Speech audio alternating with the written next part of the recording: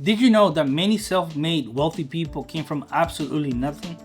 You probably have seen the story of the famous janitor that had over $8 million saved up after just working low-paying jobs. There are many others like him that have been able to accumulate a great deal of wealth working a normal job with relatively small salaries. Today, let's break down how this janitor was able to accumulate so much money and how you can possibly do the same, but faster. In the janitor story, it is clear that he focused on accumulation and how to make it last. But what if there's a way that you can actually do the same thing, but actually take steps to make it grow much faster? Imagine if you use the same strategy he used, but instead of having that money there for when you die, you start enjoying your investments from day one, and at the same time, be able to leave a legacy just as big, if not bigger. The janitor's key to achieving this was how he managed his money, not so much of how much money he was making on his salary. Let's break down 7 easy steps to basically get the same result, but that will allow you to actually enjoy your life in the process.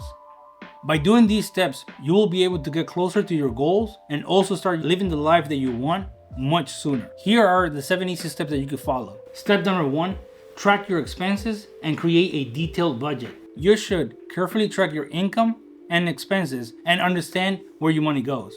Track every single dollar you spend using paper, spreadsheets, and budgeting apps like Mint or Personal Capital. After you know and understand where your money is going, you can then create a budget that allocates your money into different buckets. For the first bucket, you have paying yourself. 10% of your money goes into investing in you. This is the bill of you. Take your paycheck and multiply that by 0.1, and that is the amount that you need to pay yourself. But hear me out. Let me finish this section. And once I finish, you will better understand how to make all of this work. Once you have created your bucket for paying yourself first, then you move on to the next buckets. The next bucket will be expenses or needs. This includes things like groceries, rents or mortgage, bills, car payment, insurance, stuff of that nature. The next bucket you create, after you have created your paying yourself first and then your expenses, your next bucket will be your savings, which is not the same as paying yourself. From the money that you have left after paying yourself first and your expenses, half of whatever is left will be allocated to your savings. These savings will be allocated to build your emergency fund and to take advantage of opportunities when they come. Finally, the last bucket will be for your wants. These are things like eating out, new outfits, travels, etc. Things that are enjoyable, but you could definitely live without.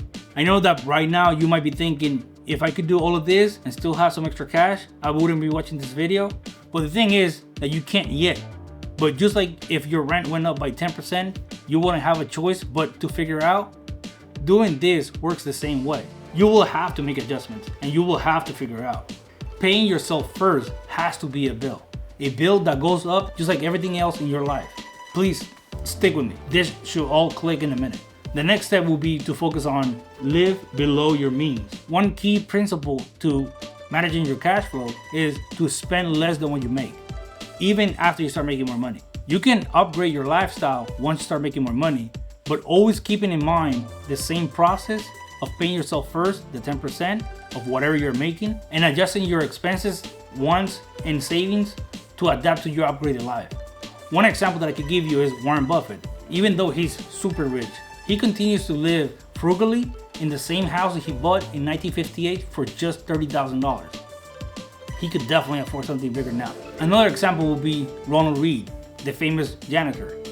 He was able to save millions, but he also lived a very quiet life, driving a used car and even chopping his own firewood. Look, I'm not saying that you need to be this extreme, but if you follow the first 2 rules, you will be able to enjoy your progress and start upgrading your life without risking falling behind on your goals. The next step, we will talk about your goals when it comes to your savings and how to maximize them. For this, you need to build an emergency fund. I don't really like calling it the emergency fund. I see it more like a freedom and peace of mind type of insurance. The saving part of your budget will be set aside as funds that are easily accessible and only used for unexpected situations like losing your job or medical emergency. Most experts recommend 3 to 6 months worth of living expenses. So if your budget for covering your expenses, your needs, are $3,000 a month, then you will need to save and continue saving until you reach $9,000 to $18,000, depending on your goal. This is supposed to be there for emergencies only.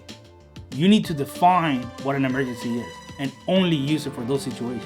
Have that money saved on a high yield account, so at least you're making some money on interest and not losing money to inflation. Getting to this amount is usually the hardest part to accomplish, especially at the beginning.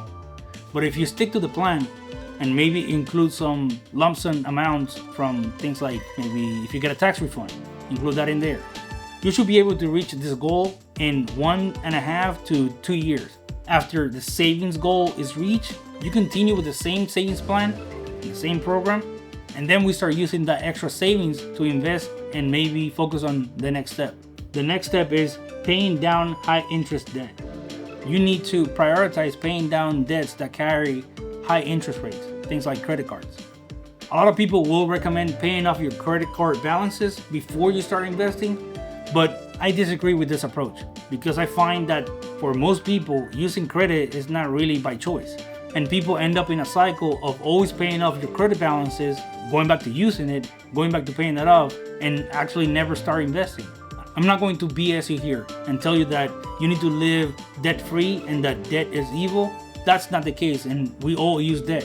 And for the most part, it is a tool that allows people to afford things that they can't without tapping into their savings or breaking their habits. But make sure you are informed about the credit that you're using and the type of debts that you're using, and be smart about it. Ideally, you will never spend more than 20% of your monthly income on debt and try to pay it off as soon as possible. That way, you avoid losing money to interest. Next, we're gonna discuss the steps that actually move the needle for the short and the long term. The next step is to invest consistently. The most important factor for building wealth is to invest your money. Managing your cash flow will only go so far.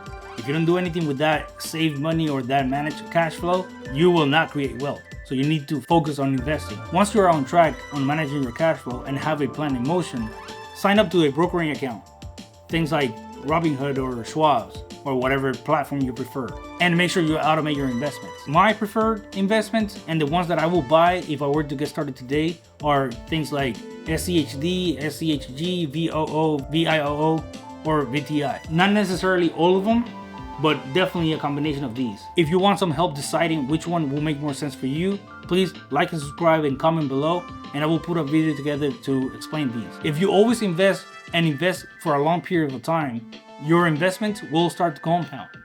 Compounding allows your investments to generate interest or earnings, and then those earnings generate more earnings, and so on, allowing your investments to continue to grow over time and grow much faster. Once you have met your goals of paying yourself first and building your savings, you will have the freedoms to kick your progress into overdrive. You can now start the next step, start a side business. You can now explore ways to generate additional income, such as freelancing, automotive detailing, selling products online, finding ways to turn something that you like into a business. You may or may not have extra time in your day today, but now you have the freedoms to choose to explore those new ideas and new businesses. You will be able to take some added risk and be able to explore business ideas without being worried about your financials every single day. Once you start generating some extra income from those side businesses and you start investing that into your goals, you now supercharge your progress to wealth. A side business that I personally like is one that is service-based. One benefit of service-based businesses are the minimal startup costs and that you can operate from your laptop on your free time. Now, finally, you need to prioritize long-term growth over short-term gains. Patience and discipline are key when you are trying to manage your cash flow and create wealth at the same time. At the start, your progress might seem small and you might lose some faith in the process. But you need to stick to the plan and make adjustments that align with your goals. Avoid getting caught up in any get-rich-quick schemes and on taking on debt that will hurt your ability to continue growing and getting closer to your goals. Managing your current and future cash flow depends on you creating a system that allows you to predict and automate your decisions. If you take away any decisions from your plan, anytime you start making more money, you automatically know that your investments will continue to increase, and at the same time that you will be able to upgrade your lifestyle without making decisions that will eat up on that extra income coming your way. Look, there are 3 things that I want you to take away today. First, figure out what 10% of your income is. Remember, multiply whatever your check is by 0.1. Second, open and fund a brokering account with that 10% amount and start investing automatically right away. And third, like and subscribe, and I see you in the next video. Let's grow together.